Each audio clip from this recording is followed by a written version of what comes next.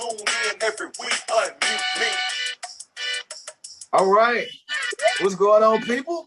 Unmute Me podcast going down right now. Shout out to my girl, Portia Miller. She is the host of the night. We got a great panel for y'all. So, here we go. Take it away. Hey, guys. Thank you for joining our live show. This is our first live. So, tonight we have Al, a.k.a. Mr. 4th of July. We have Mike, a.k.a. IUWise. We have Miss Lorenza, Miss E, as we call her. And we also have with us our special guest, Goodie Supreme. And he is good for nothing. Hey, man. What's going on? Good boy. What's happening? What's happening? We're excited to have you here with us.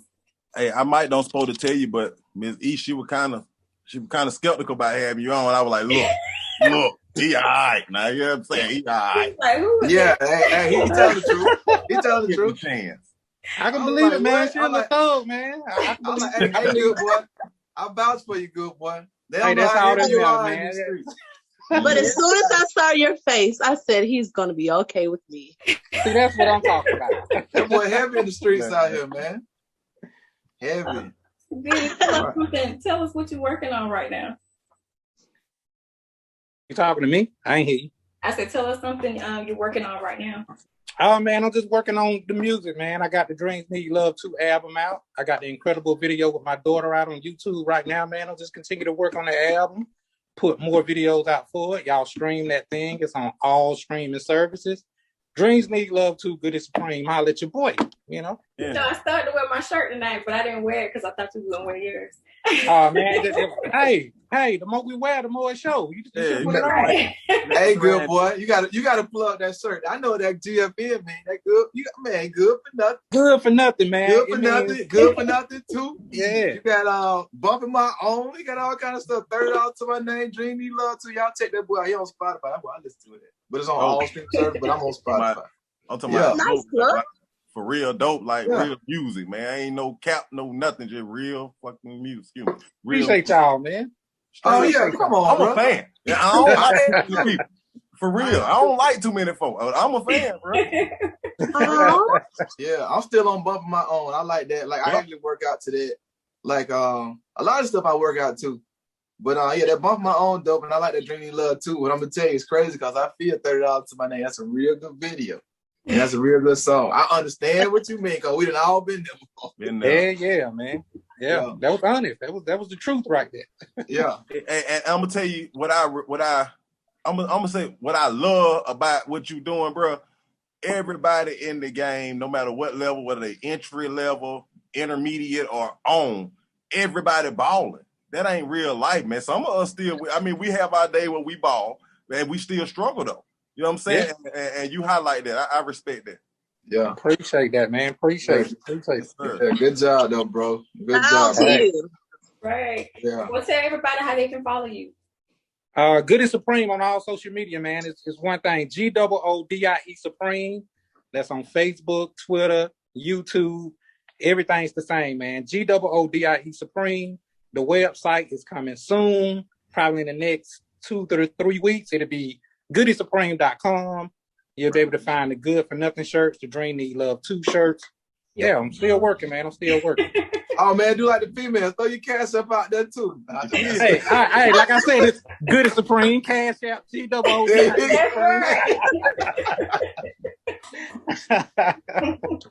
Cash up out there. We're going to keep this thing moving, and we're going to jump over to Miss Lorenza with our Keeps and for the Streets. Okay, so Miss Vanessa Bryant, RIP to Kobe Bryant, but as you all know, he just got indicted in the Hall of Fame, Basketball Hall of Fame. He got inducted. Thank you. Yeah, you really did get him, man. Yeah, you gave man a whole charge. Yeah, I'm like, yeah, Kobe. Don't correct me live in front of everybody. No, man, we want you to look good. No, I'm gonna handle you. Okay, so he got inducted in the Basketball Hall of Fame. His wife, Vanessa Bryant, made the statement. She said, "I never praised Kobe Bryant in public because I felt as if he had enough fans and groupies, people that praised him." Well, a few guys, one in particular, singer, songwriter, Grammy Award winning, Jonathan McReynolds, he posted on his social media and he said that her making that statement triggered him. And he said he feel as if every woman should praise her man. So my question to the men is, how important is it for your significant other to praise you? In public? In public, yes. In public, on social media. I don't think it's, for me, it's not important publicly as long as she's doing it privately. I mean, for me, that's just me personally.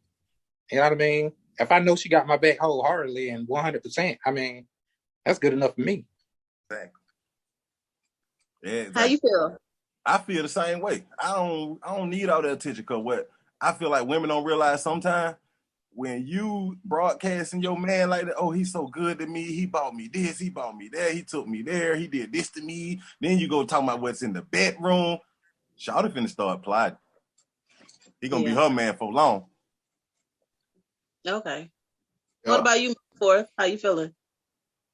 I ain't had no significant other in a long time, so I don't know. But it depends on how you define praise. It depends on how you define praise, right? Like, that's a strong word, but I'm kind of similar. As long as we got that, I don't need all the rest of the world don't need to know about all that. As long as we good, you give me my props, you make me feel good. You give me my affirmations and making sure I'm good and supporting me, and I know that, I'm good. And he also basically was talking about not just a significant other, like moms, sisters, aunties, just the significant women in your life. Man, I hope your mom give you some supports and shout outs, man. If not, man, that's tough. Yeah. That's tough, bro. Your mama at least out of everybody. Like, I don't have that problem with my family, like, especially my sister. My sister, I don't care what I post, she gonna share it. Like, if I post this, she'll probably share this. Like, shit, no matter what it is, you know what I mean? My sister gonna do that. Okay. I really would want to know, like, why would he even feel the need to want to be posted or praised in public on social media and stuff like that? Like, why does that matter to him? That's that man's opinion. He might be lacking. He might be lacking that from his women in his life. So he's just speaking from his perspective. Right. That's all. I get that it's from his perspective, but I'm saying I'm just curious to know, like, why would he be feeling that way? Like, why is it a big issue? Well, maybe his significant other is supporting other people publicly and not him. You know what I mean? That'll trigger something too. That's true. I can see it from that standpoint. I'm gonna tell you what's really going on. Here we go. Let's get it. I'm waiting on this. He might be one of them dudes that was just lame. You know what I'm saying? Sometimes dudes just be lame. And when they get a platform that they ain't got to be lame no more, they need to keep that coming in. Just keep it coming. And when it ain't coming, they be like, oh, something ain't right. So, you know what I'm saying? When I look in the mirror, I know what's up with me. Ain't nobody got to give me no trophy, because I get it every day. You know what I'm saying? It's a personal issue. And like, I think Ford said, like, he might have had trouble with the women in his life. You know what I'm saying? Like, if your mama ain't praising you, that's tough. You know, that'll trigger something. And that'll really shape your whole outlook on how you see women. If the woman that's the closest to you ain't worth for nothing, you gonna have a chip on your shoulder about all women. Yeah. Vice versa. I done seen it happen both ways. Hey, what about you, Miss E? I ain't heard your opinion on it. What you think? I just feel like when it comes down to any man, they should be seeking a woman that's gonna give them peace more than a woman that's gonna boost their ego. And that's my only take to that. True. But just from being a fan and, watching from the outside looking in, he seemed to have people, mamas, sisters and stuff that really do praise him. So to each his own. I don't know. See, that praise can go in either way. Some people take that strong for what it is. See, he probably didn't make him the props with them, but it is what it is. Yeah. For real. All right, moving on. Well, we have a special guest joining us. Well, another special guest. And okay.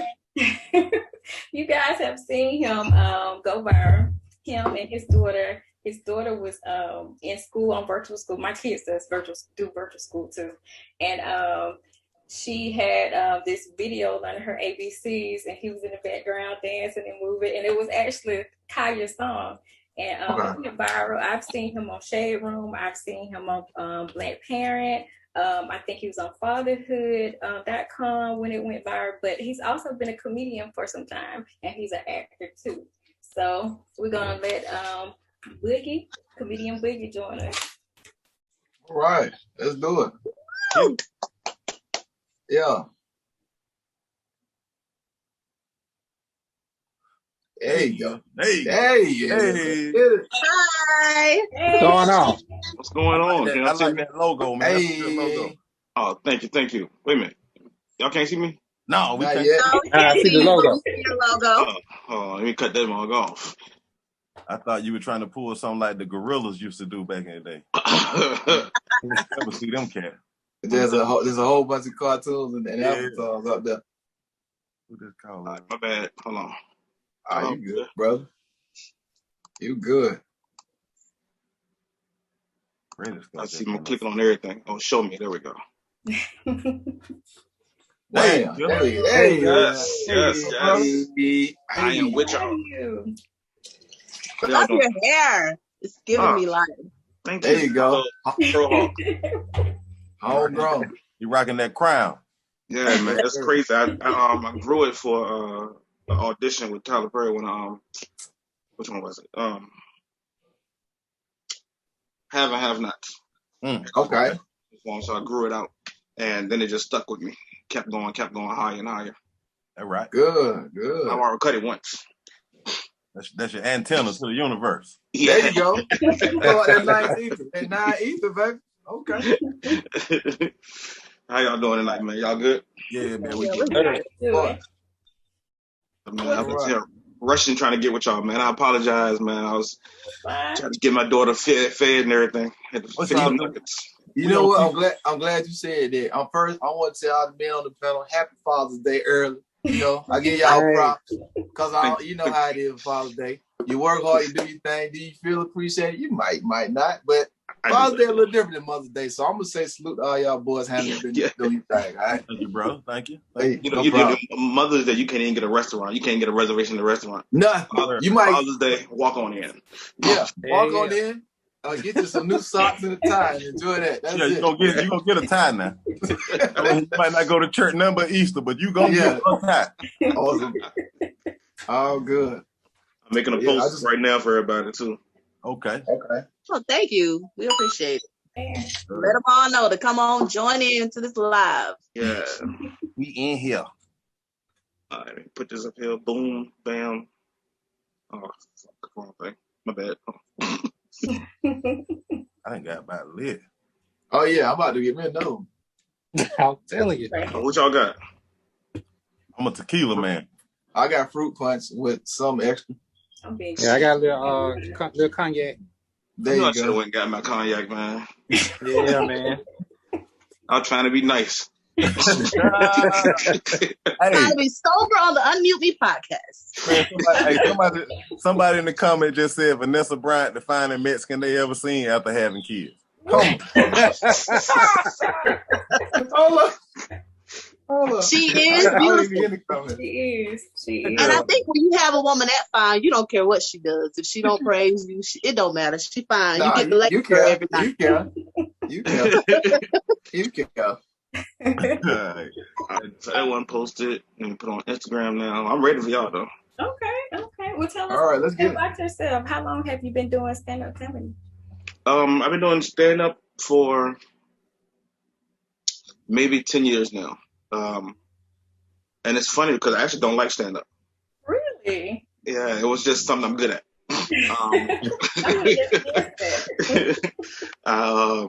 And it's like I think it's just because of the anxiety and the nervous and everything keeps getting to me, and I know it's for sure it's because of the fact that I don't write any of my jokes. When I go on stage, it's like freestyle. So I think that's why I get so nervous so much, because I'm like, is this gonna be the night where I get booed? Is this gonna be the night where they're not gonna find me funny? Man, what you talking about? Now, I see you did a freestyle in the church a long time ago, and you crushed that. Yeah, bro. Let me tell you, that was a while ago. I couldn't even I could barely talk that day. Like before, like when I got to the church, and I was like, they wanted me to go first. Like as soon as I got there, they was like, "Come on down, brother. We want you to go first." And I'm like, "No, I can't go first." I said, "Let me watch everything else first, see what's going on." So what a lot of people didn't even realize that everything I talked about during that set, you saw me on church, was everything that happened in church. Like I talked about everybody that I saw in church that night. You did good, bro. Like you did real good, man. Church can be comical though. Yeah. I understand the nervousness though. That's just like, I grew up in the church.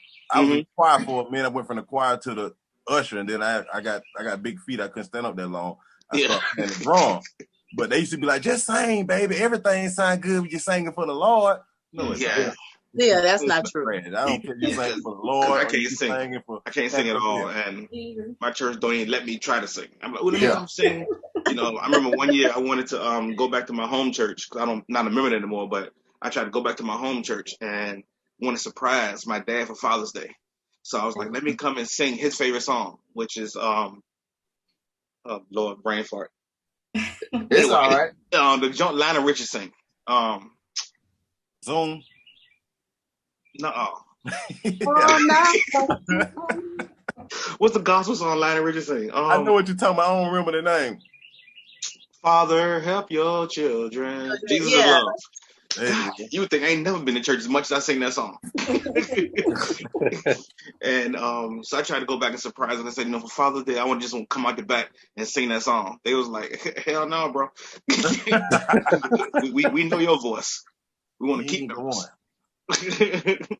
But yeah, man. So I've been doing comedy for, like I said, 10 years. It all started off as a dare, as a bet.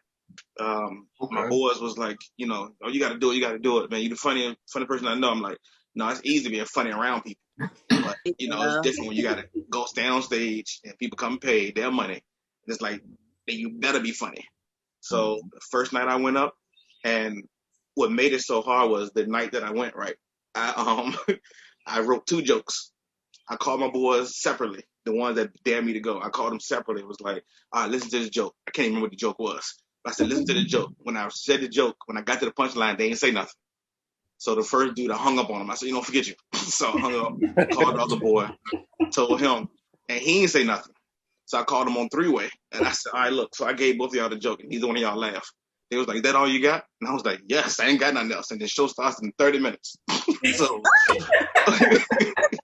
and they was like, well, Boogie, man, you know what? We're going to sit in the front row, and we just going to have fun together. I'm like, all right, bet. So went there, and I came out. I saw my wife, and then I saw them, my boy Richard, my boy Leon. And I just said, I'm going to just talk to y'all. So I went out there, and I said that joke, and everybody fell out laughing. And I literally looked at them like, y'all suck. And so then after that, it was like, well, I ain't got nothing else to talk about, so let's just, how y'all doing? And I just started coming on top of my head, and my life is funny. So it's like, I just started telling stuff that go on in my life. And a lot of time it embarrasses my wife because I have no filter. Yeah. And I tell people our personal things, you know what I mean?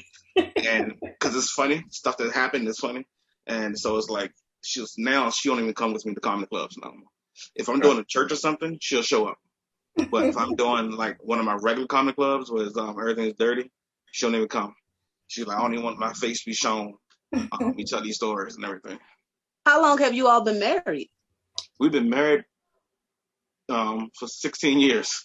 Oh man! Yeah, 16 years. You winning? You won. Man, I hope you won because you had to think about it. Yo, she might have see it.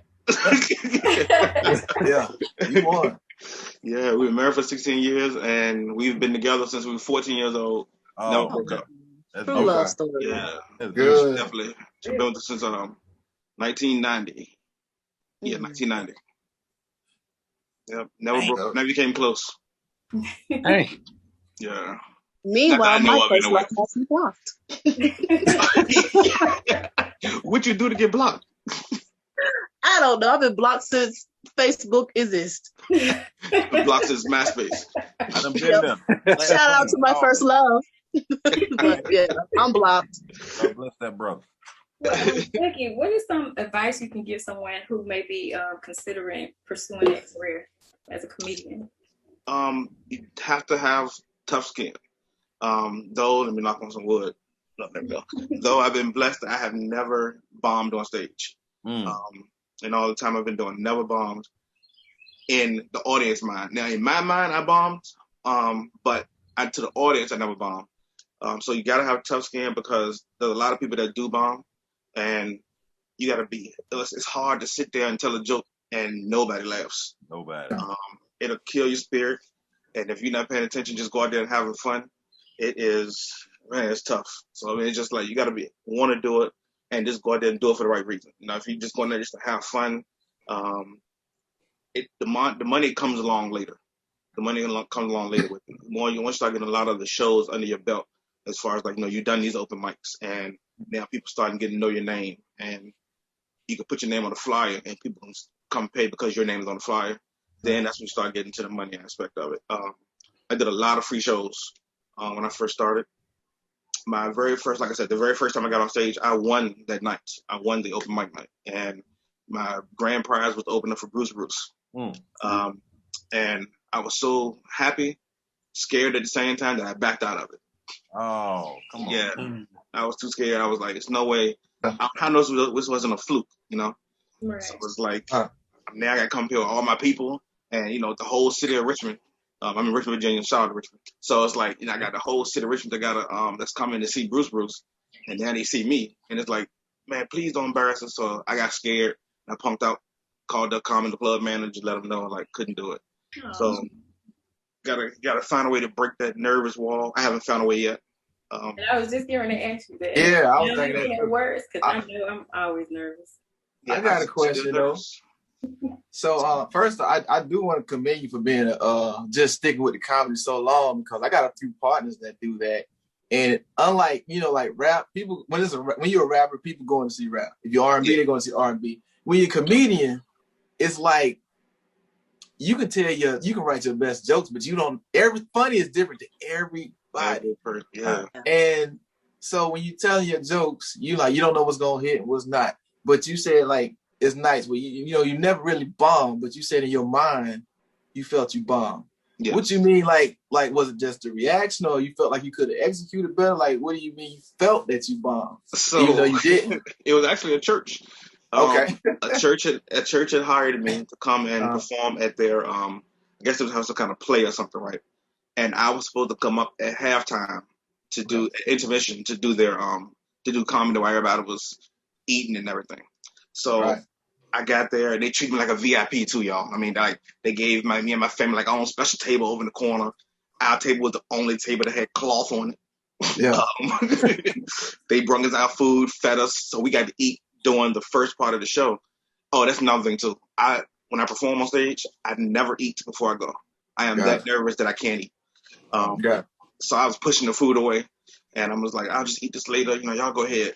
And I mean, they treated us so nice. So intermission comes, I'm starting getting ready. I'm like, all right, here we go. Y'all ready? I said a little prayer, and I'm waiting for them to call my name, and I say nothing. So the lady came to the mic. I said, okay, here she come. Let me get ready. So I'm sitting there like getting my shirt together and everything, wiping stuff off my shirt. And she said, all right, everybody, let everybody know we got 5 minutes left for intermission. Everybody come get back to your seats. I'm like, 5 minutes? I mean, y'all hired me to do like 20 minutes, but you're already paid. So if you only do 5 minutes, cool. There we go. That's on y'all. So I'm sitting there, I'm back in my chair, scooting ready, getting ready. And so the lights go back down. And I said, okay, they're going to do a grand entrance for me. And next thing I know, little girl walk up on stage and started giving lines. And I'm like, hold on, what happened? I thought I was supposed to perform. So I'm sitting there. So the lady who hired me, she was the one that came on stage and told about it 5 minutes. So she came walking back. I said, hey, excuse me. I thought I was supposed to perform an intermission. She said, oh, I forgot all about you was here. And stopped the play. She said, wait. Everybody cut the lights back on. The little girl was in the middle of her line. They was like, I forgot we got the comedian here. He's supposed to perform for everybody. And then she said, she said, you ready? I said, yeah, I'm ready. Then she said, all right, we got to do this comedy show right quick. What's your name again? I was like, just say Elvis. I don't give a fuck what my name is no more. Boogie. All right, come on. Yeah. So my dad and my wife laughing like, oh my God, I can't believe this. I'm like, yeah. So I go up on stage, and the first joke I said, I started cracking on the parents of the little girl. Right? Okay. It was just like a quick little dig at the parents right there because they was killing some chicken. And when I said it, they didn't laugh. And I couldn't hear everybody else in the back of the church, but I could see everybody that was right here. And I didn't see none about it laughing. So when I said, I was like, oh no, I'm bombing on my first joke. Man. Mayday. Somebody cut the cord on the mic. And so I just started telling jokes, and I could never saw the mom laugh, I guess because she was so mad because what I come to find out, she was mad that they had to stop the play while her daughter was on stage. Okay, I got it. Yeah. So then, okay. I bombed, but they invited me back and paid me again to come back again. So that's okay. So yeah, okay, I got it. Yeah. All right. Hey, I got a question. You got family from Louisiana, don't you? Not that I know of. Why, I sound country as fuck. The way you say lady, you be like lady. That's some No, Louisiana. That's some New Orleans shit. I'm like, this thing from New Orleans. He from New Orleans. But no, for real though. Like, we seen the clip where you went viral and with your daughter, and what Portia was saying when she introduced you, you do a little work with your daughter, right? Yes. Okay. And brother Goodie he got a video where he with his daughter. I got a single because I rap to it. I'm dropping in the summer called Black Girl Magic with my daughter. So I mean, how you feel about you? Do you think it's important that we include our children in what we doing? Yes, man. It's the biggest thing that's come from going viral that I love the most about it is the fact that my daughter broke out her shell. She's extremely shy. She like her mom, extremely shy, introvert. Whereas I'm like an extreme extrovert. Right. So it's like she would even with just here at the house. I pull out the camera. I said, "Come on, let's take a picture." She was like, "No, I don't want to take a picture." She'll go run behind and everything. After we were viral, she started like now she asks me, "Can we come on the camera?" Or if I do a skit, "Can I be in this one, Daddy?" And things like that. But definitely think it's important, especially if they want to do it, if they don't mind doing it. Right. I do think it's important. If they want to do it, let them go and pursue it now. So I mean that's pretty cool. But it's pretty cool. She's great in it now. She's been in a couple of them now. That's good. I like that. My daughter 5 years old, and I end up she sing like if she hear it on the radio or whatever. Mm-hmm. She like me. I can mimic voices. I don't think I can sing, but I can mimic voices. But this baby can sing. This girl 5 years old, she can sing. And so she wouldn't go to sleep one night. I was like, look, if you gonna be up, you finna work because I'm working right now. So I gave her a little part in the song, and every time she get in the car when I pick up, Daddy, can we hear Black Girl Magic? That's all she wants. She tell her little friends about it. I want to hear it. How can I hear it? I get your email and I send it to you direct. I ain't really. I still got to tweak it a little bit. Oh, okay. Well, you can check mine out right now. It's on YouTube. It's called Incredible. It's got my daughter in it. She was the total opposite though. Like she was ready to do that video. Oh, she was ready. Yeah, she watched a lot of TikTok and stuff like that, and I don't really let her put her face on TikTok. And so now she be challenging me. She was like, "Well, I can't put my face on TikTok, but you got me on YouTube." So now we're talking.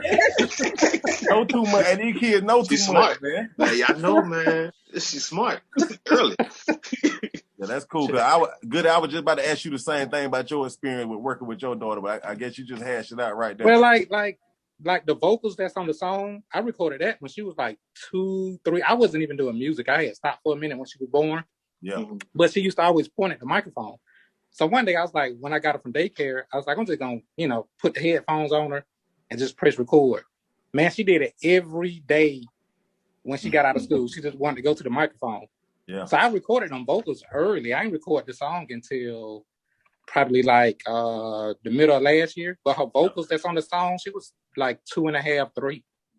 That's real. Oh, nice. Yeah. Okay. And it's important that we cultivate these skills and what they're doing because they showing us early what they taking a liking to, and our job as fathers, well, parents, period, whether you're a mother or father, you gotta cultivate that, and you gotta nurture that, because we don't want these kids in the same rat race we done been in. Yeah. We don't want that. I don't want it. You know what I'm saying? I know we like-minded individuals. I know we don't want that. Yeah, absolutely not. And that's what Dreams Need Love Too is, man. There dreams you go. Need love too. You feel what I'm saying? That's what it is, man. Get behind your kids' dreams, baby. That's what it is. Get behind early, man. And Goodie, tell them what you were telling me earlier about what does good for nothing mean and what does Dreams Need Love Too mean. What good for nothing means, you know how people do stuff and they want to film it. Like when they do good stuff for people, like give the homeless food and money, Like if I'm down on my luck, don't record me. Yeah, don't tell everybody I'm down on my luck. So like I want you to do the good for nothing, man, when nobody's looking for no recognition. What you do for good people, just do it. You know what I mean? You don't need sometimes people you don't even get people consent sometimes. You just roll up on them with food and give it to them, and now you filming and all that. I hate that. Yeah. You know what I mean? You never know, why somebody in that position. So do the good for nothing, period. Just do the good. And dreams need love too. Dreams need love too is just get behind your kid's dream as much as you get behind their schoolwork or anything. Because sometimes, that's all you need. That's all the kid needs is somebody to get behind their dreams. Right. Like it's cool for them to go to college. I get all that, but get behind their dreams just as much. Right. You never know what that'll blossom into. Right. So that's what dreams need love too is. Exactly. Yeah. I have a question. What kind of relationship advice would you give to someone that's getting ready to start off a career in being a comedian or a host or anything? What type of relationship advice would you give someone? So if the person that you're about to date is about to go into that type of field, yes, to be lenient and supportive. Anytime that person has a show or has a gig or something like that, whether it's comedy, acting, anything like that, if something that you can go and attend to help out. If you need to get a person some peace at home while they get their mind together, things like that. Sometimes if you want to, that person might want you to listen to their joke. Let's use this comedy example. I want you to listen to their joke. Let me tell me how their joke go. Especially if they are a writer, if they write their jokes out, then you definitely want to do it. Just stand behind them, go to the show with them. I don't care if they're terrible. They need somebody in that audience to be like, yeah, baby, that's right. That joke is hilarious. And I'm sure it's people turn around like, oh, they must be with them, especially if they're terrible. But even if they get on there and suck, man, it's just as long as they know they got that support, somebody that was there with them for Jump Street. To be another thing is to be, like when I said lenient, it's because sometimes, unfortunately, a lot of those late nights. Some comedy clubs don't even start at 10 o'clock. If you go to New York, it's shows they don't start at 1. They're like, oh, shows start at 1 and ends at like 3, 4 o'clock in the morning. So it's like, it's nice like that. That sometimes I know that the opposite sex can think something's going on. Like, oh, you out there in the streets, you ain't really doing what you're doing, but really, it's those comedy clubs are late. And then as a comedian, we have to a responsibility. Once the show is over, we have a responsibility to be because we're also hosting the show. So we have to stand in the vestibule at the beginning of the club and come and meet out, greet the fans, and give our thank yous for coming, sign autographs, things like that. So all that takes time. So it's just being patient while you wait around, things like that. So definitely the biggest thing is just be supportive if they can. So is it safe for us to say that your wife is your biggest fan? Yes. I had to think about it for a second. Like, no, I don't know. I was thinking. Like, what? We got run it back. Yeah. Don't bomb, brother. Don't bomb. That look you gave. Let me think. Is she? Yeah, but yeah, she is. Yeah, she's behind me 100%. Because she know that since I like comedy, but I don't love doing stand up as much as I love acting. Acting is like my passion. As a matter of fact, the reason why I became a stand-up is because I used stand-up comedy to get into acting. Because I started off so late, so I felt like I was behind the 8 ball. I didn't want to go back to school for nothing. So I was like, I got to find another way in. So I was like, I'm pretty good telling these jokes. Let me just keep on trying this comedy thing instead of just throwing it to the side. I'm like, okay, I went, I did this show, I won, done with that. But I had to come back to it to use that to get into acting. And everything changed for me. I did a lot of free shows. Everything changed for me once I opened up for Cedric Entertainer. I opened for him and killed the show. And he pulled me to the side. He said, "You'll never do another free show." He said, "Your show was great. You'll never do another free show." And haven't done a free show since. But after that, getting to acting, I just love. That's my passion right there. Acting is my passion. And I can relate to that because I tell a lot of people. Me with music, I've been playing instruments since I was 7, 8 years old, rapping since I was 13. But it's not really that I want to be a star. I know that I feel like I got what it takes to get the money out of the music, but also promote a positive message. But I could take that money from the music, and I could put that in other ventures, put that into the community and stuff like that. You know what I'm saying? It ain't really all about the stardom. And the way you said that you got to where you at, it's kind of like Bernie Mac. He started late. He was in his 30s. He started.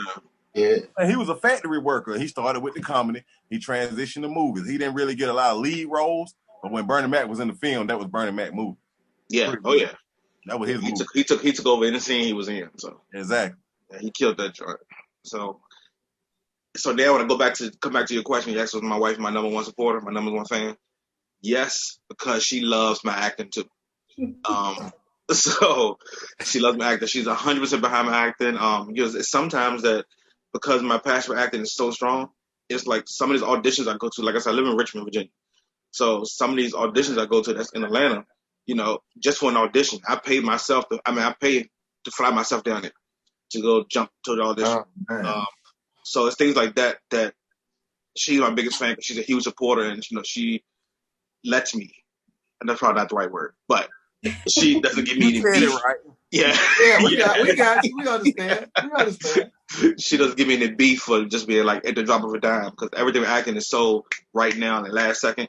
Like I can get an acting gig or find out, hey, you got an audition on Friday and it'd be Wednesday. Like I heard buy a plane ticket, make arrangements with her. Like, look, I'm gone. You have Madison and jump and go and be gone for the weekend. What was that first? Oh, I'm sorry.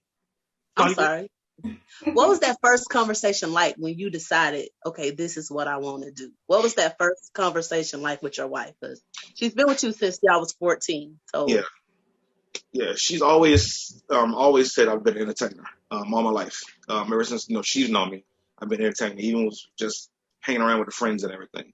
Always been there to just entertain everybody, just have fun. So when it came to me being like, first I said I was gonna go and do the stand up. First she said, why are you gonna do this? And she started laughing. She said, you sure you're gonna do this? I'm like, yeah, I'm good. Just come to the show and knock out. And she's like, all right. And she started asking me like, what's your jokes? I told her the same 2 jokes I got with my boys. And I told her jokes. She was like, oh, nah. And I was like, well, that's all I got. So get in the car. Come on, let's go. And so when I got there and killed it, she loved it. And she was like, okay, I didn't think it was going to work, but everybody loved it. And so when I came to the acting point of it, like, okay, I want to do this to be an actor. The greatest thing I would take away from that was she was like, oh, go for it. What we got to do? Let's make it happen. I do anything I can to make it forward. And actually, y'all know David Talbert? Yes. Yeah, so we was in a Run the Mills Mall in Maryland. And I was in the Nike outlet. And while I was in there, she was out on the phone scrolling her phone. And she came running in. She was like, hey, David Talbert, he has a acting like audition weekend. You should go and do it. And I'm like, oh man, it's like $400. I don't know if I want to spend that. And she was like, no, you're going to pay for this thing and you're going to go. She said, all you sit around and talk about is you want to be an actor, you want to do this, you want to do that. You tired of getting all these little roles. Go and get in front of him. I know he's going to love you. So she pushed me to go and do it. And I got there and he loved me. And me and David Talbot, and his wife Lynn, probably great friends now.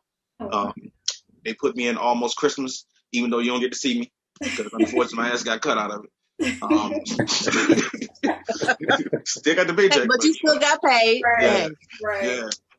But again, that goes my passion because it's like I love acting so much. I don't care about the paycheck. I wanted my screen time with Danny Glover. And if y'all see the movie, it's that church scene, right? In that church scene, my job was to come up to him, and I was supposed to say, now when I tell y'all this, y'all gonna be like, that was a small ass line. I see why they cut it.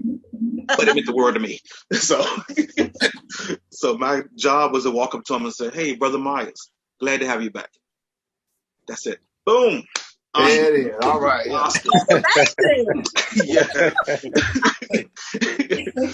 Yeah. And so when they got into it, I think Sony saw the whole thing and said the movie was too long and said something got to go. And that was like one of the first things. So I asked him, I said, why I had to be first though? I mean, y'all can't even think about it. Make me third down the line. And I said, nah, cut this nigga first. And we'll move on to somebody else. But yeah, so she's been a huge supporter in that. Because like I said, it wasn't for her. I don't think, as far as my acting career, I wouldn't be where I was today. Because me getting in front of David Talbot and learning all the stuff that he had to teach me helped me put that all into my other acting gigs that I've got and be able to accomplish some more. So she's definitely the whole reason why I am where I am now.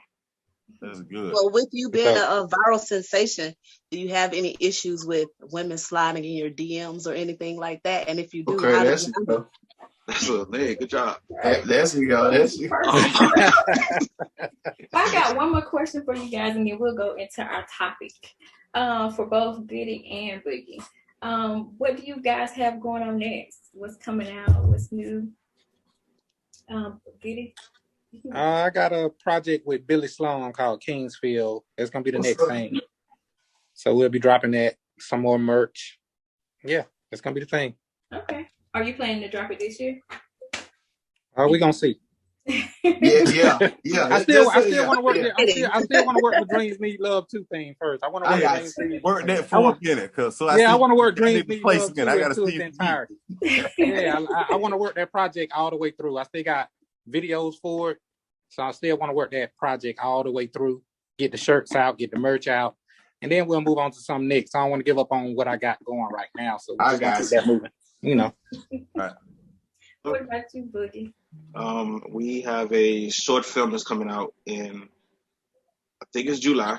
The director just doesn't know yet. I work with a director who I was in this movie that's called Thanks for My Family. It's on Amazon Prime right now. That same director, he put me in a short film. And I believe that's supposed to be out in July, but it's going to go to a bunch of festivals and things first. So I think by the time it's finally getting seen by the public, maybe like August or September. Okay. Other than that, still making these skits.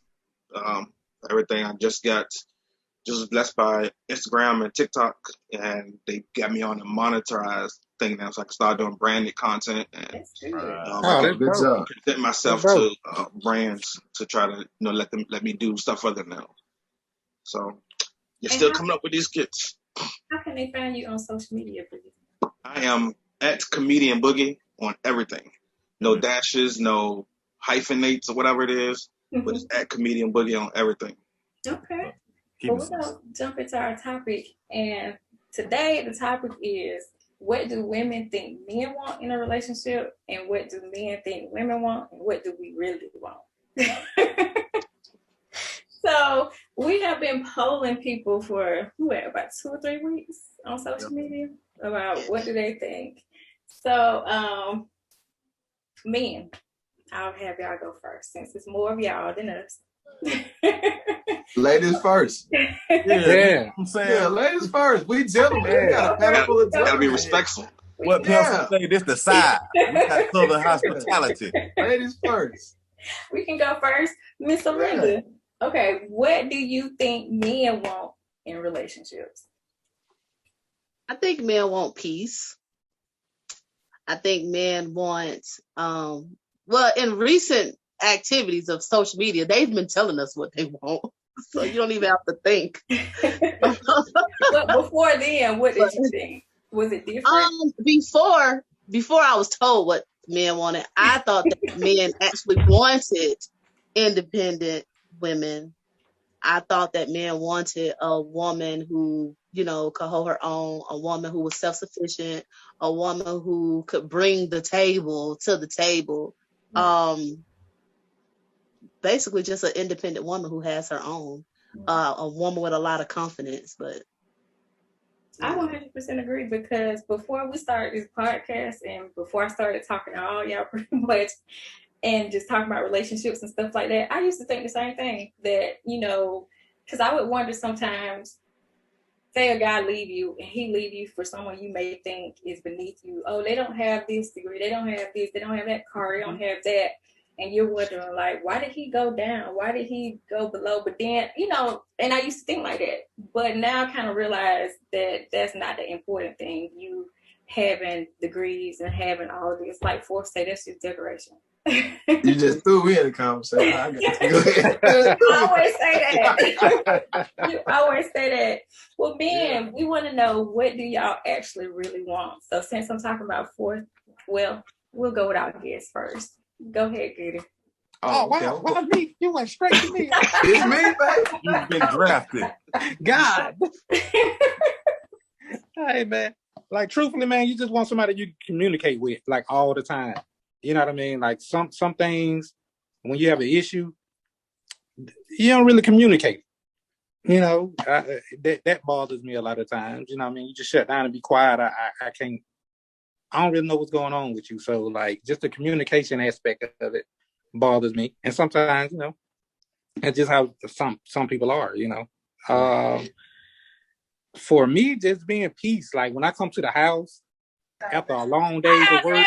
What's up, bro? After a long day of work.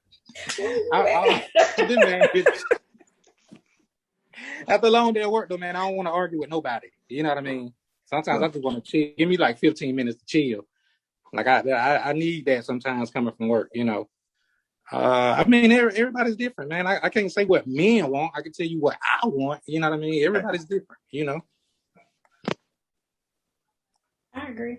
Agreed, 100%. But I know on our Forbes actually gave me this chart, and it was saying that I was thinking about when me and Arenda was talking too about men want strong women and independent and challenging, but you were actually saying the opposite. When you come home, you want some peace. You want somebody you can communicate with. What about you, Boogie? How do you feel about that? What do men really want in relationships? So you know what's crazy is I'm actually totally opposite of Goodie. Really? Yeah, I don't want the peace, and I think it's just because of the fact that I'm just always so happy-go-lucky all the time.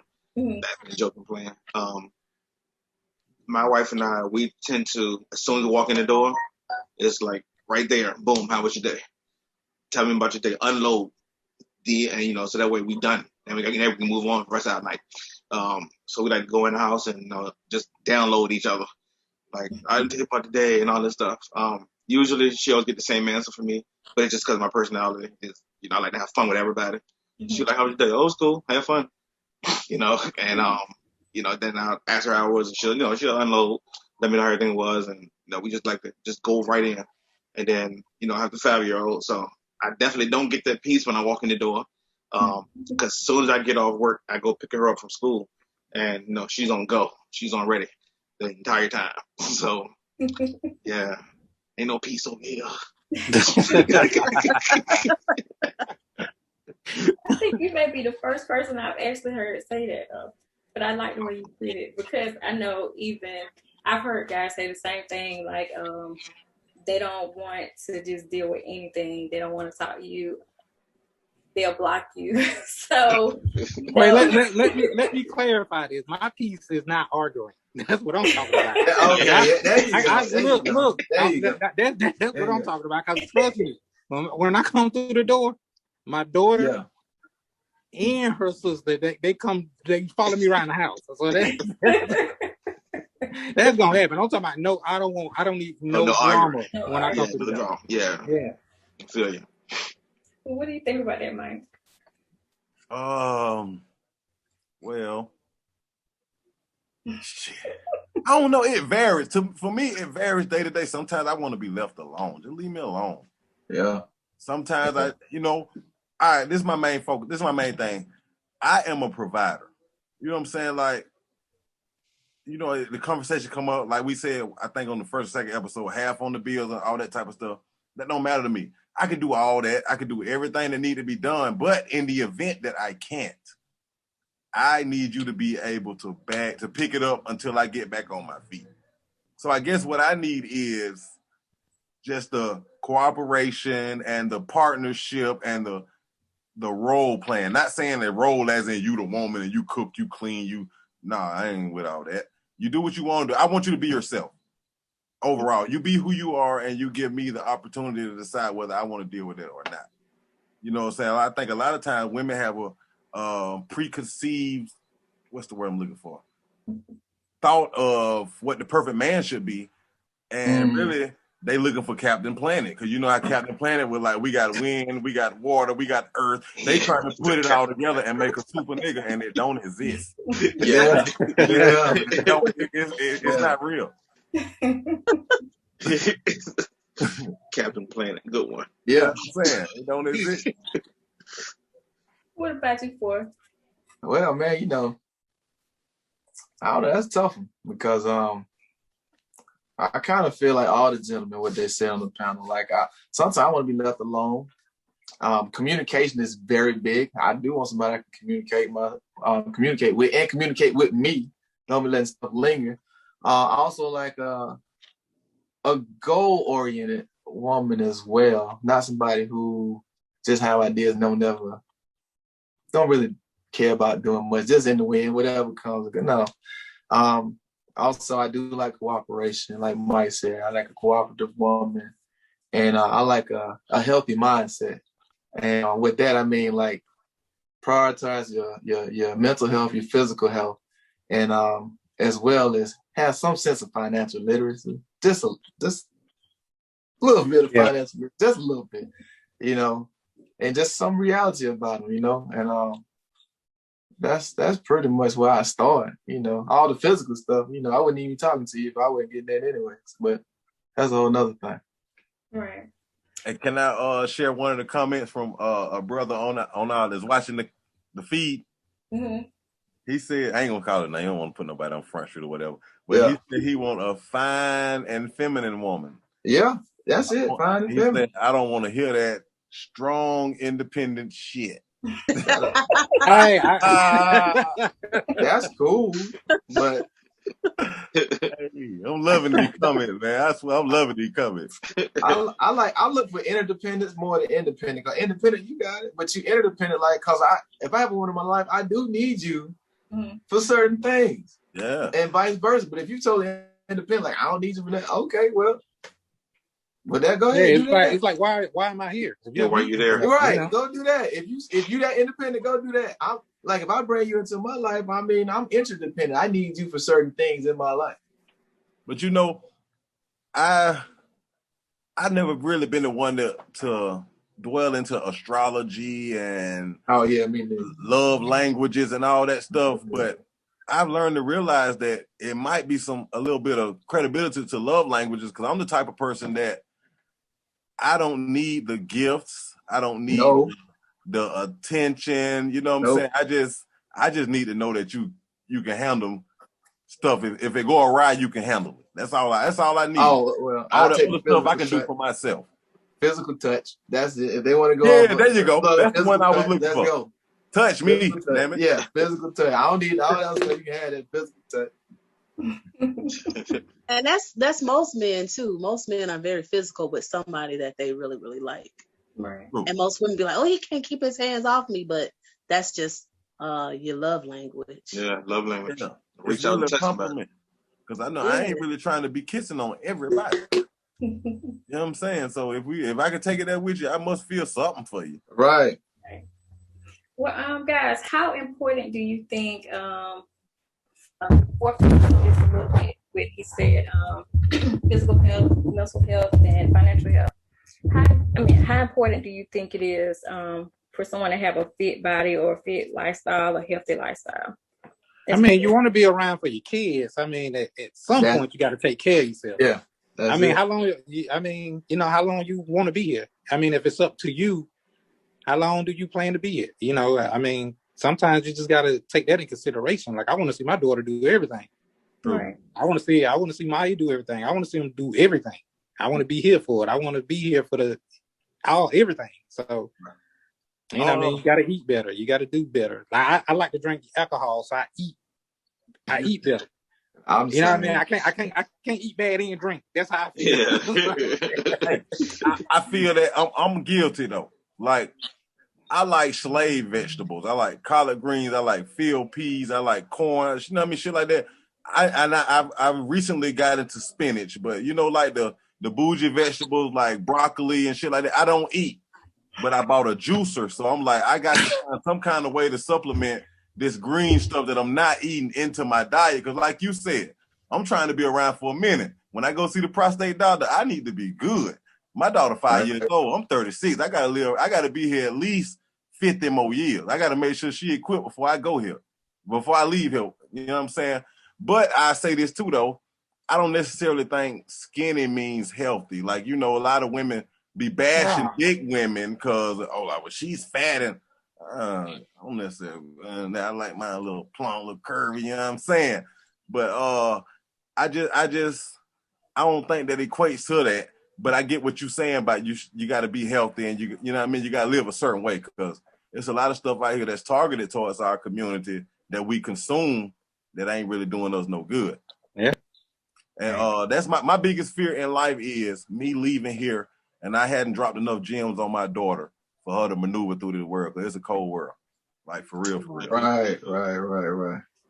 Well, guys, now we're gonna just flip the script a little bit and say, talk about what do you think women think men want in a relationship? Eggplant and money.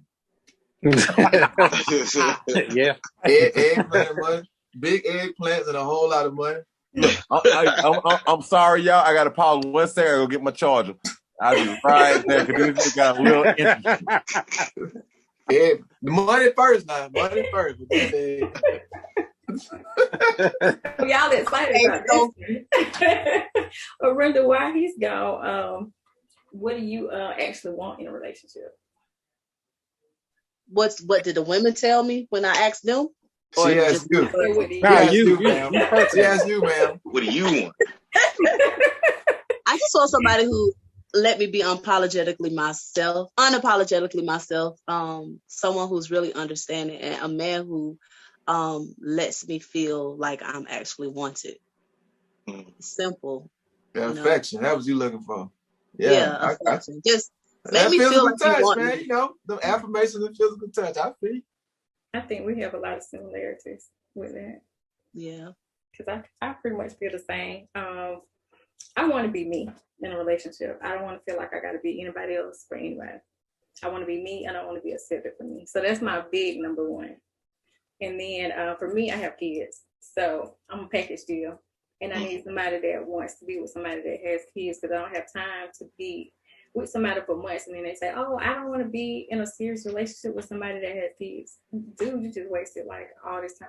Yeah, all the time I wasted. So that's Kids something got that's attached. really, really important. And then I think the last thing, I don't know why, like a lot of times, and this just could be me, I feel like when I'm in a relationship and if I'm doing good, I feel like it's kind of like the guy treats it as if it's a competition. Or like, because I even had someone tell me they're tired of cheering for me. So I want somebody that don't feel like they have to compete with me or I have to compete with them or they have to be higher than me. So they was tired of cheering for you? Yeah. Yes. Yeah, he was definitely competing. Yeah. I get that a lot too. I don't talk about. I get dudes that'll come into my life and literally just try to dim my light altogether. Right. Just like, hey, you're dope, but I don't want nobody to know that you're dope. Go over here and hide in a corner. Just be dope for me. Oh, that's yeah, just be dope for me. That's crazy. Yeah, but I've had some crazy dudes that try to cheering for you. The hell? Yeah, that's weird. I was like, okay, what? Yeah. So what did he have going on? That he tried to cheer for you? Nothing. He's just working, and this that was that's the something Boogie. He like, wait a minute, what's his name? What? Like what? What? Where did he do that at? What did he say? What did he say about the career thing? We talked about it on the show. You doing too much? No, that he said every time you two talk, you have another like promotion. He said he wanted to put his career before me. That's what he was saying. Oh, well, I told you I understand that to an extent. Yeah, but this was like after all of that. But we ain't talking about me. Oh, no. Yeah, we are. We asked the women what. Yeah, we want to talk about you. Like, that's just part of the conversation. Right. So what are you talking about? What were some of the comments from the women on the from the polls that we had? It said they don't like when their men are passive aggressive. They cannot stand it. They want a man that's the number one thing was a man that's understanding. Because I think sometimes it's just hard to understand women because there's so many layers to us and we're emotional creatures. Right. So they want a dude that's the number one thing was understanding and making them feel like they were wanted. And consistent. Absolutely. Yeah. Consistency is big. Consistency is huge. That worked both ways though. Yeah, it works both ways. I was saying it worked both ways. A big thing for me. I mean, I get to understand the point, but a lot of people gotta understand themselves first before they can open up trying to understand you. True. Because a lot of men still they try to find it. Like you got a young man to tell where you at in life. You sit there thinking a 20-year-old man, 25 man from all this understanding, he don't even know where he going with his life. He trying to figure it out. Yeah, he gotta understand himself, so he gotta put himself in position. Yeah. He gotta put himself in position. Well, I'm just saying it depends on where a man is in life though. He gotta put himself in position to provide. Even if he's 13, he understands whether he like you or not. Oh, that part. But I'm talking about like that's the easy part though. Yeah, taking on a woman, you got to put yourself in position to be able to provide and be that emotional rock for her and everything. They got to understand who they are first before they can try to figure you out. There, man. Like I gotta make sure I'm strong. I gotta make sure I'm your Superman first. I gotta figure this out. But if you have to do all of that, then we shouldn't be dating. Understand yourself. That's good. We don't. Cool. Go find somebody else. That's how I think. But he still, because at the end of the day, he still got to be that rock for you. He got to be. He got to be able to handle that load when you going through what you're going through. Man, I ain't married. That's the married man. Because I'm gonna tell you, like your situation. No, I'm just saying, because dudes be like, oh, I don't understand myself. Well, why are you dating? You need to know who you are 100%. Because they horny. You see what I'm saying? That's why they dating. But why they can't just say that? No, but see, the thing is, why you got to go into a whole date and just be upfront and say what you want? Because most men date for sexual encounters or a sexual partner or a potential sexual partner. That's what they date for. That's not they want to. I'll say they probably. You said Mr. Boogie. That's what she said. Who the hell is Mr. Boogie? Boogie. All I was gonna say was, because Southern, you know how we are. Yeah. if you have that man that want to be in a relationship only for this is not about you. Got it. She got ways anyway. If you have that man that's trying to get into a relationship and they, like I said, they're not upfront saying that that's what they want, it's because they scared that by them telling you that y'all probably gonna run off and y'all might get down for it. Now, granted, that's the best thing you should do. Just be honest and upfront. Be like, yo, I just want this. You down for that? Because you might get that one that's like, I bet. Let's let's get down. But they feel like you probably gotta lie, get in, be like, oh, I just want to, I love you, I want to do all this stuff just so they can get to the goal. Mm-hmm. The end of the rainbow. the chocolate inside the chocolates. What are you doing? I agree wholeheartedly because, women will say just be honest, just to, tell her what you want. But a lot of times the women that are that accept what we want be the ones with them fucking gauge piercings in their ears and they got crescent moon stickers between their eyes, and we don't want that. You know what I'm saying? We want what we want with a regular chick, and it ain't happening. It ain't happening. I'm sorry. Well, I'm gonna tell you that upfront work both ways. I think the women should be upfront too, because a lot of women out here just dating just so they can have somebody to hang out with to take them out to eat every now and then. Some just want to go on trip. They don't even want to do. Just be honest about that too. Yeah, y'all go get free meals. Y'all get free meals. Right. So I'm like, I think it should be upfront on both ends. Because some dudes well, I just want to go out too, whatever. It worked both ways. I don't know. I think women are pretty upfront about it. Nah, y'all go. That's just a thought that y'all go eat with anybody. What's the last woman you dated? Exactly. Exactly. They not upfront like that. They'll string you along long you spend a little money or something like that. They know, and they might, I ain't do that with you. I ain't going away with you. Ain't nothing to happen. But if you want to take me out, I'm gonna get me an outfit and we're gonna go out. Let's do it. Yeah, that's all it's about. A lot of times you gonna buy the outfit. Shit. So I'm like, nah. So they work both ways. Boogie, you lucky, man. I'm glad you're out the game. You know what I'm saying? You doing good. You doing good. I got a question. You doing good. You won. You really won. I got a question. You ain't really got an answer, cause I salute you. I'm scared of what you did since 14. 14. That's amazing. Love. True love. Now I know you. I can see you within our generation, so I'm pretty sure you well in your 30s. 45. Oh, young man. Oh, All right. so you doing good. Yeah. You won. You won. I'm the 45, but I think it's younger. I'm old. 14, bro. Oh my bro. God. I couldn't even fathom it. 14? Yeah. I started at 14. I'm gonna tell you what I like about that. His woman is there for him. His woman is there regardless. His woman was there when he was in the trenches, when he had nothing, when he got a lot. If you fall off, if you come up on top, she there. He know he got that undeniable support. So he won.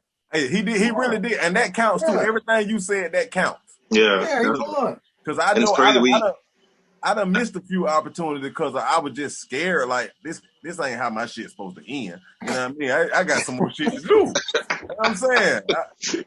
He gonna sow your oats. You feel me? I mean, I'm sorry. Not currently still sowing, but I mean, it just mentally, I'm afraid of that shit, bro. I salute everybody that do that shit and that's successful with it. I salute them. We get it from my parents, man. It's like, cause my mom and dad were like that too. They have been dating since they was like 14 or 15. Okay. And her mom and dad were the same way. Okay. Yeah. So I think my parents were like 19 and 21, but they've been married 47 years. Okay. And it's amazing. People been married longer. They've been married longer. They've lived single. You see what I'm saying? Yeah. I be looking at that like, wow, that's real. Yeah. I'm scared. Yeah, I actually been with her long and I've been single. Yeah. With you seeing how society is today, do you feel sometimes look at your wife and say, wow, I thank God I'm not out there in the trenches? Oh, all the time. I tell her that. Yeah. I tell her that. I mean, I think of her every day, pray for her and, all that stuff. It's like, because now this stuff crazy, man. Stuff they be doing. Yeah. Stuff that, some of the singles have to go through. Not y'all, but, the stuff some of the singles have to go through just to get to love, man. Mm-hmm. Yeah. Hey, how many kids you got, bro? You don't mind me asking? Just one. Her. 5 years old. Nigga, you waited till 40? Good job, bro. Let me tell you. Neither one of us wanted kids. Neither one of us wanted kids. It just started to get toward the end, like in our late 30s, that she had begun to talk about it. And I began to joke about it. Like, okay, yeah, let's do it. No, we have no kids. And then we both came to the thing where it was like, all right, look, if we don't have no kid by the time we're 40, it's a wrap. Well, I'm going to get fixed. Whatever I got to do. Yeah, man. And so it was like, my birthday is in December. So it was in October when she was like, we woke up on our anniversary, as a matter of fact. I woke up on our anniversary and she was like, let's play a game. Because she know I love games. She said, let's play a game. I'm like, all right, bet. What are we playing? Let's play Hangman. And went through this whole thing. She gave me like 4 or 5 clues. And I was like, racing, jumping to them early. Like, I know this one. So got to the last one. And I figured all this stuff out. Only thing I had left was an arm left. I was going to be hung. Everything else was there. And I had one letter to put in, the letter D. And it says, I am going to be a blank, a blank, blank Y. And I'm looking at the letters like, what is it? What is it? And I was like, W? I said, what is Waddy? I said, what is West? No. I said, it got to be one letter. And she gave me the hint. She said, there's only one letter left that you can choose. So I said, okay, so it got to be the same letter. So I was like, all right, so W. What is Wowie? I don't know what Wowie is. And I was just going through the letters. I said, can't be X, can't be Z. And I saw the D. And I said, all right, D. And I put the D right there. And so she was like, yeah, you won. And I was like, what is Daddy? I'm sitting there. Yeah, and I'm sitting there like D-A-D-D-Y. Dad. I swear to God, I couldn't spell. I'm literally like being dead serious, like, babe, I don't know what Daddy is. She said, because you're saying it wrong. I'm like, Daddy. Daddy. Boom, got it. Daddy. She said, yeah, you won. I was like, all right, what's next? And she was like, hey, no, you won. It's over. You won. I'm looking, I'm like, I'm going to be a daddy. What? There it is. You had the Nigerian pronunciation. Yeah. I'm gonna be a daddy. Yeah, and I was like, I joked around with it at first, and then I started crying, man. I couldn't believe it. All right. That was having a child. And what's crazy was, so then right after that, I got straight. because I'm a comedian. I said, "Is it mine?" You know, I do go around. You know, I make sure. So we started laughing about that, and I said, "You know what's crazy is I knew we was having a child." And then she said, "What?" I said, "Yeah, we having a child. And as a matter of fact, it's gonna be a girl. Her name is gonna be Lexi." And she was like, "What are you talking about?" And I said, "Because I had a dream 2 weeks ago that I had a child, and then my dream was so vivid. It was like I was in the hospital room, and my mom turned around and said, 'Hey, your child.' And I looked at her, and I said, 'Hey, Lexi,' and then she looks exactly how she looked in my dream." Oh, that's dope. Yeah, so it's like I know for sure, and I tell everybody I know for sure that God talks to me through dreams. Everything that's big that happened in my life, I've dreamt about it before it happened. But not in tune enough to recognize it at the time. Right. It's like when it finally happens, I'm like, oh yeah, I had a dream about that. Yeah. So now my wife is like, tell me your dreams, please. You know, let me just hear them. So she can write them down for you. Yeah. Yep. That actually happened with me and Arinda. She's actually my cousin, and she was the one she called me on the phone. I was driving down the road one day, and she told me that I was pregnant. Damn. Wow. I kept telling her, no, I'm not. And I told her it was a girl too. Yeah. God also speaks to me through dreams. Nice. It's great. Yeah, it's amazing. I still haven't. No, it ain't. It's great. If my dream was true, I would have been shot plenty of times.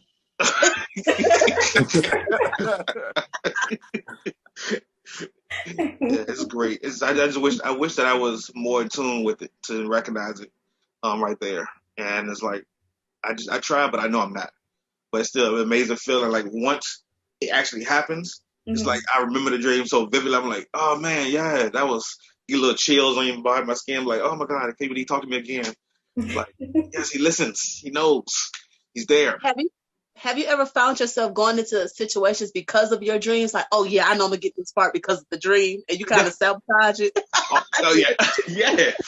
I've done that a couple times trying to buy another house. I'm like, oh, I had a dream. This the house right here. Boom. I'm already buying furniture. Oh, we got this one. Yeah, somebody else went in the house. I'm like, well, Lord, I thought you said. Hey, I'm going through that right now, bro. I've been trying to buy a house in March. Oh man, you're being $20,000-$30,000 over the price right now. Yes, we're going through that right now. Like we got a nice, big, beautiful home right now, but we're trying to get to a different school system, so we're trying to get another house. True. I can't do it. I ain't got it like that. Yeah, man. Try and get another one, man. And same thing, keep losing out because people overbid by like 50,000. I'm like, exactly. What's gonna happen? The market gonna level back out, and they're gonna want to sell.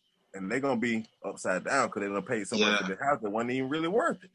Yeah. And the thing about it is, like, I want to hurry up and sell it. Well, I can get the most for this. Yeah. Right See, now. now, You know, you got a house, so you can sell and come out on top. Yeah, right, but I gotta find somewhere to go. Can't sell a house. I know, right? Staying with your mama. Yeah. Mama we from the deep south. We can always go to see holler at mama now. Yeah. I'm gonna have a room and a plate for you. I joked with my wife and told her, neither one of our parents got enough room to fit all three of us come in. Right. I was like, well, look, let's sell a house. You go to your mama's house, I'm gonna go to my mama's house. Meet you after work. It's time to go to sleep. Go separate ways. In that, no sir. Whatever it takes. I told my folks, I'm gonna get me a half an acre of land and a double wide. Fuck it. Put already on one joint. So guys, how important do you think it is? I'm going back to the topic a little bit. We did have one of those.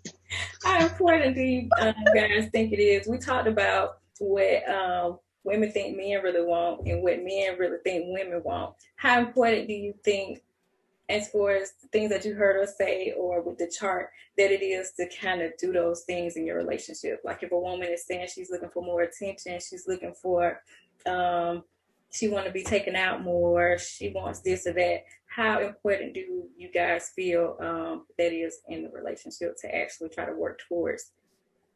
So speaking from the married side, it's extremely important because, like I said, communication is key. So if your partner communicates that to you, like, look, these are the things that I need, it's up to you to now try to provide that for them. You at least have to try.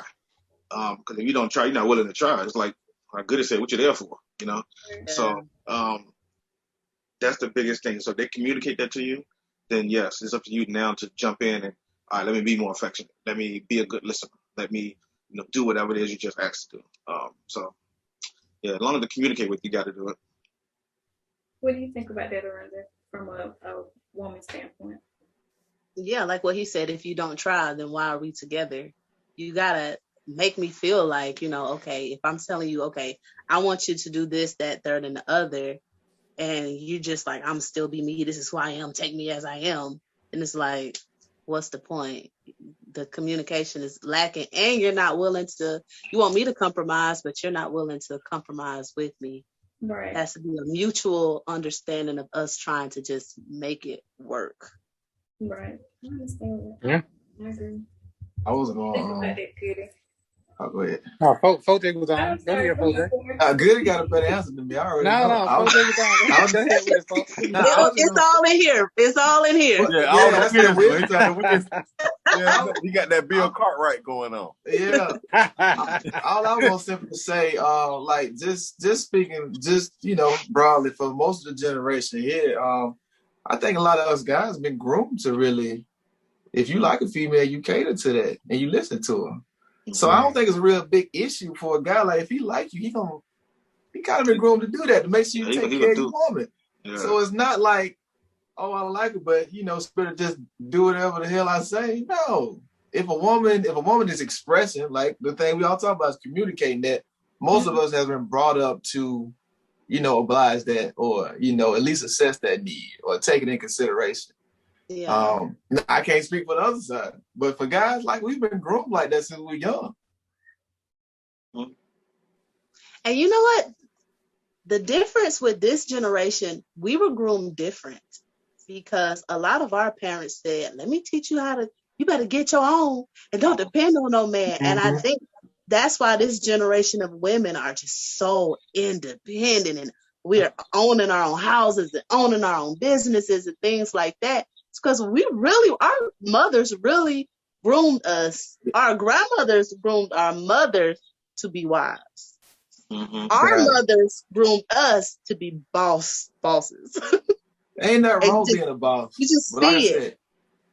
Interdependence and independence are two different things. Like a lot of us men, we can be independent all day, but when we want somebody, we got to understand that you have to allow your woman to be expressive and still yield to some of the things and take it in consideration. We understand that you can work both ends. It just seems like on the other side, once you're independent, that's it. It's no interdependent. Maybe I'm wrong, but that's just how it seems. Yeah. I don't know, man. I'm weird. Like, it ain't weird. It's real. You good? Trust me, I already feel what you feel. Yeah, I'm weird. It's like if somebody requires something from me that I don't require from them, I have a problem with that. Like, you should. You know what I'm saying? Like, I don't need you to maintain my happiness. That's my happiness. Right. I'm gonna be happy regardless. You know what I'm saying? Like, so I don't need you. You can't make me mad. You can't make me feel sad because I won't give you that power to have that much control over my emotions.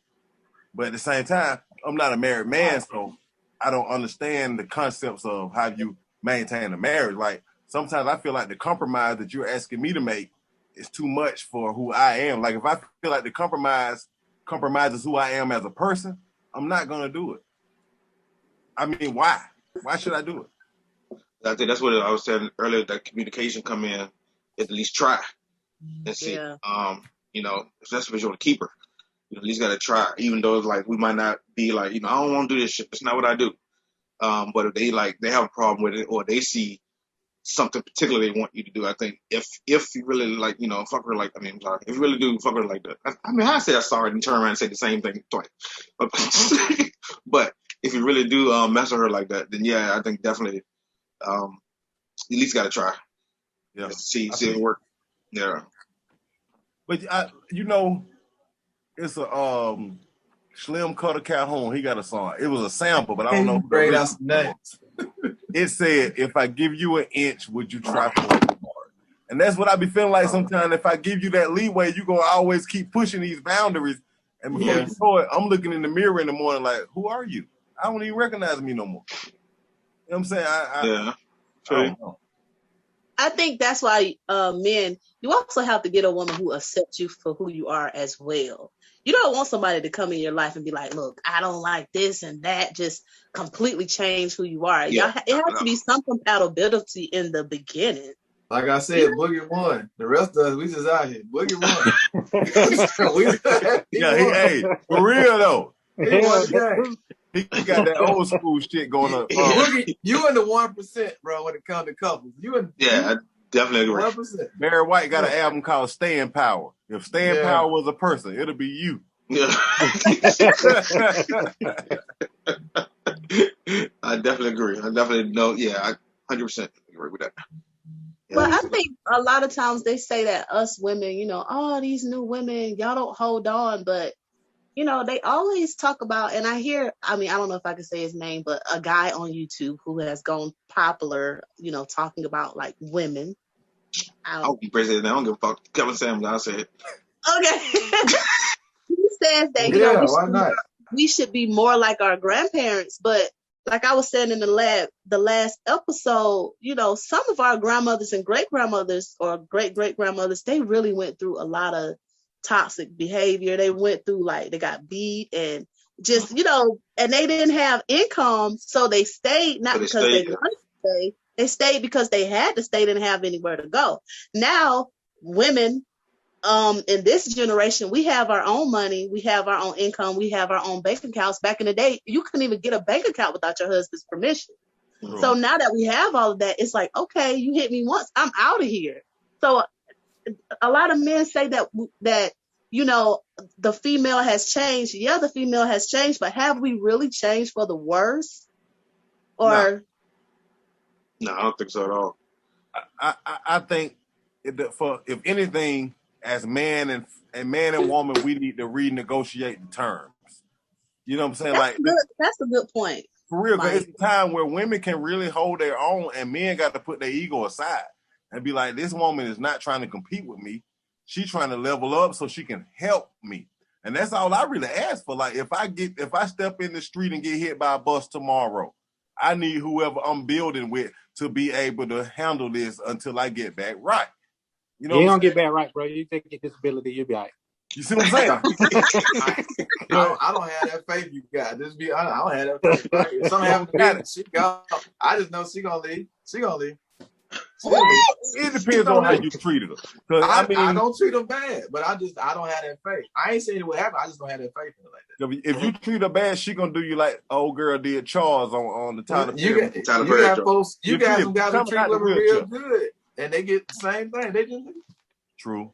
So that just goes to show the woman didn't want you really in the first place. She was only with you for what you can do for her and not like who you were as a person. I understand. And that's why I feel like men set themselves up for the okie doke, because a lot of guys, they go out here and they want these perfect body, perfect, beautiful, stunningly gorgeous women. And that woman is not a woman that's really going to hold you down. So you need to be trying to be like comedian Boogie and get you one that's going to hold you down, because a lot of y'all had some good girlfriends at 14, but you did her wrong. You did her wrong. That ain't a fair comparison. That man with you did your 14-year-old girlfriend wrong. Now look at you. Yeah, single. 14. You can't take nobody. These streets. Take a man that's 30 years old, meet another 30-year-old woman. She done let herself go. He's supposed to just accept that? No. Well, you can work out with her too. Y'all can work out together. I done heard that joke plenty of times. Well, go on and get the girl with the stick pack who gonna leave you as soon as you break it. It ain't even that. It ain't. So you saying ain't no woman out there that got actually in shape that's faithful? That's what you gonna say? No, I'm not saying you're making it a broad statement, but I'm saying guys are visual driven, right? And they tend to go for the like sexiest, most beautiful woman. But a lot of times you don't look at what's going on inside of a woman's head, and you don't look at what goes on inside her heart. A lot of guys in this generation, if she's fine enough, y'all will tolerate anything from her. Tolerate what? I want some. That's why so many women going out here getting all this plastic surgery and things like that. They're not doing it for themselves. They're doing it to impress the guys. No, they're not. They are, because they know if I'm fine enough, I can pull whatever man I want. So we just gonna forget accountability, right? So it's our fault. that a woman go get plastic surgery? I think it's something going on that's all these women that's walking around here getting all this plastic surgery. They're not doing it just for the sake of doing it because our grandmamas did do it. Let me tell you something. Go ahead. Let me tell you something. And go ahead, Mike. Funny you said that. The makeup. I don't care. The lashes. I don't care. The hair. I don't care. We don't give a damn about none of that. Y'all do care about the body. No. If you find a man that care about that, we care about the body. Go ahead. We care about the body for like 10 seconds. Like I can probably watch a twerk video for 5 seconds before I change it. Listen to these men. I would change the twerk video like I would change the twerk quick. Yeah, you got 4 men talking to you right now, telling you wrong. I feel like women doll up. Women doll up for each other. It ain't for us. That's it. We don't like the artificial ass. Y'all are men. Y'all aren't women. Surgery, huh? Y'all are men. Y'all are not women. But I'm saying we telling y'all that when y'all go to these extremes, it don't matter. We don't care if your lashes long. But it's hard to say. You talking about weave and eyelashes. I'm talking about women who go out and get fake breasts. We don't like that. We can establish that. We don't. Don't nobody want no ass that feel like the arm. No. So why are all these girls with these fake bodies winning? You want because y'all watch it on Instagram every day. You watch it on Instagram. You're following and all that. That's all they trying to get. Yeah. I'm gonna tell you like, something. You know how much of that we see on Instagram all day and how quick we flip that scroll button. We're not watching that all day. It looks good. It feels hard. A lot of that. I'm gonna give you just my take on it. Women who do that kind of stuff, they show insecurity. Insecure women are easy to manipulate. If you can just flash some cash, a bag or something like that. The women who are insecure, you can pull them real quick. Are they getting married is the question. All these women with these fake bodies, how many wedding rings they got? How many long-term marriages are they in? You know what I'm saying? You can a man's sexual attention is not a relationship. That's what you got to look at. I seen the post, man. It said it was from another female. She said, "I'm not finna argue with nobody who new ass is they old stomach." Right. Nobody care about that. You know what I'm saying? Y'all do that for each other. For each other. Y'all do that for each other. I care about what you look like coming out the shower naked without none of that stuff on. That look good to me. Thank you. That's what I'm signing up for. Lingerie or nothing. I don't care about that stuff. None of that. No. You know, I'm a diverse person. I listen to a lot of different types of music. And it's a John Mayer song, and he said something that resonated with me. He said, "She think I can't see the smile that she faking. Posing for pictures is not being taken. But I loved you, gray sweatpants, no makeup, so perfect." You know what I'm saying? Just basic. The way that God made you out of that vagina is perfect. That's it. You don't need nothing else. That's it. The Creator gave you everything you needed when you was born. Yes. You don't need y'all do that for each other. All that stuff you talking about, y'all do that to one up each other and compliment each other with that. We don't care nothing about media that. and high society. It's so weird that men say that, but it's just like it's just not what you see. Stop confusing sexual attention for wanting to be in a relationship. That's media. Media and high society controls what beauty is. When you were seeing the women walk up and down the runways in the 90s and the 80s and the early 2000s, they were skinny because I couldn't stand it. Society said that this is beauty. When what's the girl name? Takara. When she came out, I was happy. You know what I'm saying? Right. That's what I see. That Big Mama and them had 5 or 6 kids. They wasn't They wasn't no 135 pounds. Those was 160 to 200 pound women, and they were beautiful. And they. But do you think y'all are saying that because y'all Southern men? Because Southern men love some chunky women. Okay, now you know what? Samuel got a million men saying we want our woman. Go around the world. Ask any man in any race. This though. I'm gonna tell you this, and they're gonna bring it home. The men that's in California, the men that's above the Mason-Dixon line, you know where they came from? The black men? They came from the South. They fled to those areas to escape Jim Crow. It's all the same people. We all come from right down here. So, you know what I mean? People might, you got guys that don't date black women. They want white girls because they got a problem. You see what I'm saying? They want the status. They got a problem. I ain't mean it like that. I'm just saying like they want to be accepted. You see what I'm saying? So they go get what's accepted. It don't take all that. It's a big disconnect because y'all do that for y'all. Because at the end of the day, like I said, you confusing sexual attention and likes for a man really wanting to be with you for real. Yeah. All that stuff, cool, whatever. I ain't finna marry that. I ain't met a man like, I can't wait to find a girl with a fake ass. That's what I'm looking for. I like the way her fake titties just sit like this all day. Ain't no man looking for that. We ain't looking for that. Her eyelashes just be doing that. Ain't nobody looking for that. At the end of the day, we want what's beautiful to us. All right? And we sign up for that. We know you got a stress. If you want a one who got a big ass, it's gonna be some stress marks somewhere. If she got, it's gonna be some extra weight. Especially yeah, we already know that. We understand that. If I say, baby, I'm with you, I'm with this. Stop trying to go get cut up and try to get this other stuff. Stop. You ain't gotta add nothing. You do that for you if you want to feel good, but for me, just know that ain't for me. I already like what you are. Point blank. I'm satisfied if you wear bloomers and you got a gallon jar of gin full of peppers under your cabinet. That's what it is. You see what I'm saying? That's what grandma and them did. And I know she was a good lady, so if you got them principles, you a good lady.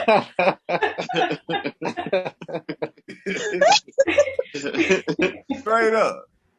Well, this has been a good topic, you guys, and we're gonna go ahead and wrap it up. It's getting late, but I'm glad that Boogie and Goodie, you were all able to join us, and thank you for being here. On social media, man. Goodie Supreme, GOODIE Supreme, all social media. Check out the incredible video with my daughter. I just dropped that, man, probably like 2 weeks ago. Right. Yeah. Get to the Blood thing. album. Dreams need love too, man. Social media on everything is at Comedian Boogie, whether it's TikTok, Instagram, Facebook. And actually, if you type it in Facebook, then my whole government name come up, but it still says Boogie Bynum right beside it. And it's a picture of me on stage. But yeah, that's where I am on everything. Just Comedian Boogie straight up. Again, no dashes, no hyphens, nothing. Straight, no spaces either. Just straight up Comedian Boogie. And you'll find me and join me in my craziness, crazy thoughts and everything that go in my head. And I just put them on video now.